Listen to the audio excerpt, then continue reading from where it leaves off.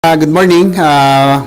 Just like to report as a committee chair of the Ethics Committee, the most sought after committee. We already concluded our second meeting actually, wherein we more on procedural. We cannot act yet on any of the cases, not unless the committee has adopted the rules, and then it will be up for publication. 5 days after, then that's the only time that the committee can act on the cases, the docketed cases. But after that, after we adopted the rules and the committee secretary was directed for the publication of the said rules, we already distributed yung pong copies of the docketed cases among the committee members for them to be able to review already in advance. So yun po nangyari, baka some people might be expecting that there will be action already on the said cases. We cannot yet, unless we can only act to them again right after the publication of the adopted rules this morning. Sir, may pinagbago po ba yung rules ngayon sa mga nakaraang congresses po? Yes, there are certain may mga amendments and there are certain provisions that were amended just to be in tune to the times, kasi nga halimbawa yung pong security, cyber security, mga ganon, yung mga, para na maging updated, with technology at iba pa. But more or less, almost the same, inaayos lang natin yung rules from the previous committee. Sir, the copies of the cases have been distributed or will be distributed pa lang po? Not yet. But yung list nung mga cases that were filed, we already informed all the committee members, and the nature of the complaints. Pating complainant, yung general information, meron na po sila, at least alam na nila yung mga kaso that were filed. I think this is in the Senate President was also present as an ex officio member. At least yung in his experience, I think this is the first time that the Ethics Committee had this much complaints against senators. Dati pa isa-isa, dalawa, pero ngayon 6, and that includes the chair, yours truly, kasama rin po ako doon. So nag-ayos na rin po kami ng inhibition, yung mga rules on how to go about those things. So, yung mga inayos. Kaya medyo matagal kanina yung aming pong meeting. And will you inhibit? I cannot divulge. Sorry, I cannot divulge the names of the senators na not unless, sabi ko nga, na the committee already finds sufficient grounds for those senators that were subject to complaints, kasi it will be unfair kung mga frivolous po yung mga complaints, di ba, or allegations, tapos pagpipiestahan na sila, pagpipiestahan na kami, that includes me, in media, social media, and by the public, so it has been agreed by the committee members that we will only divulge yung pong mga may complaints na mga senators the moment there is really the committee finds sufficient ground doon po sa complaints. Sir, yung mga nireklamo, they are aware na meron mga nakalodge na complaints? Now we will only inform them, yung pong mga may complaints, mga kaso, after we can only act. The committee can really formally act after the publication. So March 18, yung scheduled, kasi that's 5 days after the publication. So that's the only time we will inform siguro depend kung ano po yung magiging, we will vet probably on the first meeting, on the next meeting. We will determine kung ano po yung according to rules, no? According to the form, kung ano yung talagang magkakaroon ng grounds, and that's the only time we will, pag na-vet na namin, kung natanggal na namin yung mga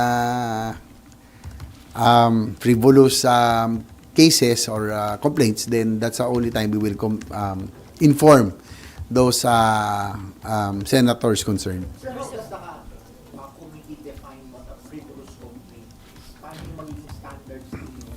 Well, unang-una kailangan according to rules, no, kung according to form, may mga it will be the siguro it will already be the discretion of the committee.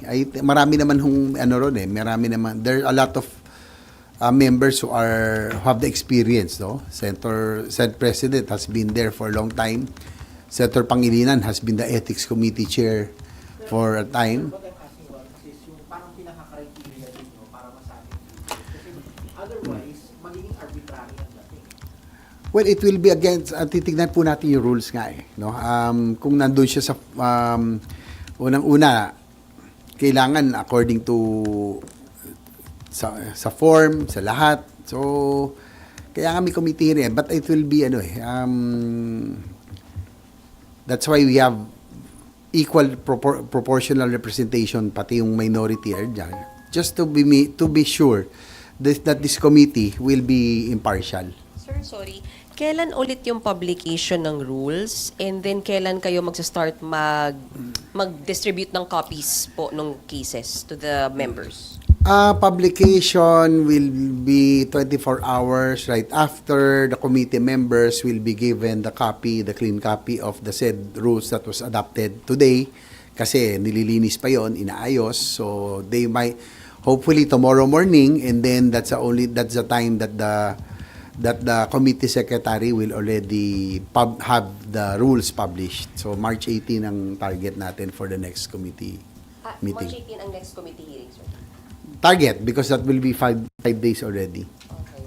Sir, sorry, may we ask, will you inhibit kapag yung sa inyong kaso? Oh, definitely. That's a given. Marami sa amin, actually. Hindi naman marami, pero a number of us. Kung may kaso, then we will definitely, magi-inhibit.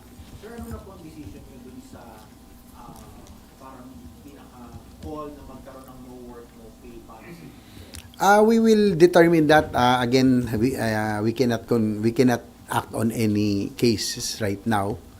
And if you're referring to Senator De La Rosa, that's the 6th complaint. So again, as I mentioned earlier, first in, first out, just like in any other agency or organization. So pang-anim pa yon. But we will, definitely the committee will have their own. We will deliberate on the matter. No, if we will already pag-turn na kay Senator De La Rosa, but that's a 6th complaint. So muna, hintay lang, no, but we will get to that. Sir, can you walk us through the process lang? Pag nag-start na po yung sumunod na hearing, will the complainants be invited? Will the senators be made to explain sa mismong committee? Paano ba? Definitely they will be may preliminary investigation, then they will be given the chance to respond, no, to respond to the allegations, to the complaints. So may time yun no, na sila parang a few 10 days after, they will be, there's a provision that they have the opportunity to respond, no, to the cases. Then pag nagtuloy-tuloy, kung may sufficient grounds, then they can appear to the committee also and face a complainant. Parang ganun mangyayari. Pero maunahin, sir, na invite si complainant para i-present yung complaint niya. Tama po ba? Depends. Pag talaga may grounds, of course, the committee has the discretion. So probably we will invite the complainants for them to, parang parang court rin. But again, in the end, yung ethics committee, we can really, we can, recommendatory, no? Ang body, it's still the body who will have the final decision. It's in plenary, yun pa rin. So, Will the hearings be made public or puro po kayo executive session? I think it will be, just to be fair, it will be executive session. Even yung Kasi may mga grounds sensitive na, eh. sir? Hmm? Even if makita niyong may grounds yung case That has to be sensitive. determined. Hindi pa namin napag-usapan. We have not really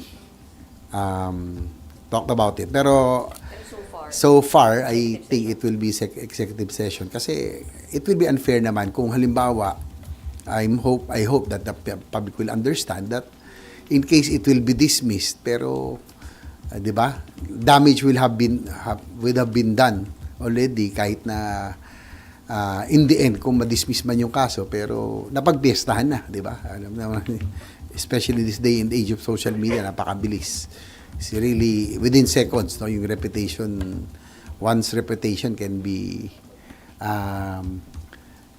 can ruin one's reputation within seconds. So, Sir, sorry. Ano po ba yung mga grounds na pwedeng ikaso sa isang senator? well, violation of rules siguro, disorderly conduct, ano pa ba?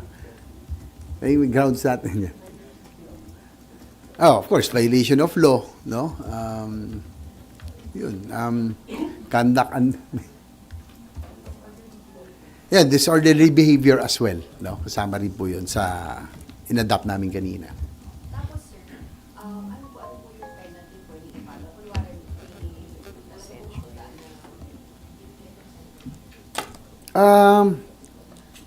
It will again, it will be the, well, pag talagang malala, siguro suspension or kung malalang malala, din expulsion. The committee will, the ethics committee will just recommend. Again, it will be the body who will decide as a whole. Sir, sorry, ilan po members niyo ulit, sir, sa Number 7? 7. 3 from the minority, 3 from the majority, and then the chair. Sir, what are the safeguards po kung maging executive session siya for the public na walang magiging any internal I arrangements on don't that? think there will be because there's already equal representation. Tatlo-tatlo nga eh. Dapat nga majority mas marami. But in this case, it's 3 from the minority, 3 from the majority, and then the chair. The chair will decide probably last no, kung talaga merong tie. Ganun naman yun eh. Di ba? So I don't think the public has to be has something to worry, no? Kasi very equal ang representation ng ethics committee. Sir, sorry you will hear as a committee, but pagdating sa decision, for example, lalo kung mabigat, suspension man o expulsion, plenary ang magde-decide o committee rin, sir? It's a plenary. Recommendation lang kami. We will recommend To the plenary. to the body. Yeah, to To the the plenary. Yes. Sir, pagdating ng 18, mag-start na kayo na mag-investigate sa cases or We will vet first kung ano yung talagang according to rules, no? Nasa according to form kasi baka ma-technical yung iba eh, no? Then kung in case we will tell the complainants na ayusin nyo if you would decide so to refile kung sakasakali, and then we will also the committee will review nga kung ano talaga yung may grounds, no? So, pag-aaralan naman namin lahat yan eh. Siguro we'll take it one case at a time or two at a time kung depende, no? But now we have already given all the information on the cases and the nature of the cases and some other information. Thank you po. Okay? Thank you.